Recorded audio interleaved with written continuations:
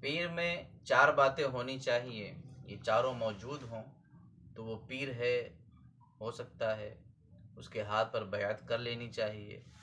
اب الٹا معاملہ ہو گیا، مرید کرنے والے پیر حضرات جو ہیں اپنے مریدوں میں چار باتیں ڈھونڈتے ہیں۔ سب سے پہلی بات یہ ڈھونڈتے ہیں کہ مرید ایسا ہو جو قرآن و حدیث کے علم سے بالکل کورا ہو، بے عمل ہو، جتنا زیادہ بے عمل ہوگا اتنا زیادہ بہتر ہے، کم از کم نذرانہ دینے کے لائق ہو۔ اور تیسری بات یہ کہ اندھی عقیدت والا ہو، ہم جو بھی کہیں وہ قبول کر لے۔ اب ایسے مریدوں کو بڑھایا جاتا ہے تاکہ جب پیر صاحب کچھ بیان کریں، کچھ بکیں وکیں، اور کوئی عالم ان کی پکڑ کرے، گرفت کرے، تو وہ اپنے پیر مرید کو آگے کر کے جو ہے دھمکائیں، ڈرائیں، خوف دلائیں، مارنے کی باتیں کریں، تاکہ پیر صاحب کے خلاف کوئی کچھ بول نہ سکے۔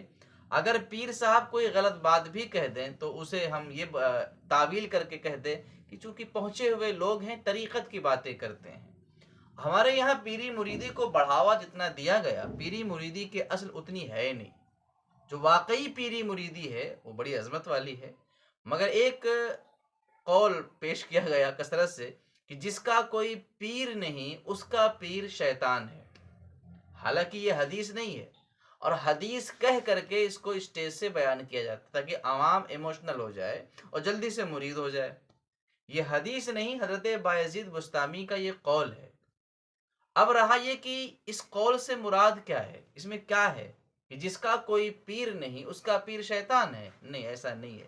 جو راہ سلوک میں قدم رکھے اور اس کا کوئی پیر نہ ہو تو اس کے بہک جانے کا اندیشہ ہے۔ یوں تو ہر سنی صحیح العقیدہ کے پیر جناب محمد الرسول اللہ صلی اللہ علیہ وسلم ہے۔ تو اب پیری مریدی کو بڑھاوا دینے کے پھر اس کے بعد ایسا مزاج بنایا جا رہا ہے پیری مریدی کو لے کر کہ ایک مرتبہ آپ بیعت ہو گئے، اب ان کے ہاتھ پر بک گئے، وہ جو کہیں، جیسا کہیں، غلط کہیں، سو جو بھی کہیں اسے قبول کرنا ہے۔ اب اگر اس پیر صاحب کے خلاف آپ کا بھائی، آپ کا استاذ، آپ کا رشتہ دار کوئی کچھ کہے تو اس سے الگ ہوں گے، پیر صاحب سے الگ نہیں ہوں گے۔ بھائی ایسی پیری مریدی اسلام میں تو ہے ہی نہیں۔ اس طرح کی پیری مریدی، اور پھر اس کے بعد جلسوں میں پیر صاحب بیٹھتے ہیں، جلسہ ختم ہوتا ہے، ہاتھ پھیلا دیتے ہیں، آؤ جلدی جلدی مرید ہو جاؤ، جو کسی سے مرید نہ ہو وہ آ کے مرید ہو جائیں۔ تو ایک مستحب کام کو بہت زیادہ آپ کہیں تو مستحب کہہ لیں، اس کو اتنا بڑھاوا دیا گیا کہ آج عوام یہ سمجھتی ہے کہ پیری مریدی بہت ضروری ہے۔ میں اپنی بات بتاؤں، میں جب کہیں جاتا ہوں تو مجھ سے سب سے پہلے یہی سوال ہوتا ہے، عوام تو عوام ہے، علماء کہتے ہیں کہ آپ مرید کس سے ہیں، آپ کو خلافت کس سے ہے؟ تعجب ہوتا ہے کہ کہیں کسی شہر میں جائیں اور وہاں کے اہل علم پہلے یہ پوچھتے ہیں کہ آپ کس سے مرید ہیں۔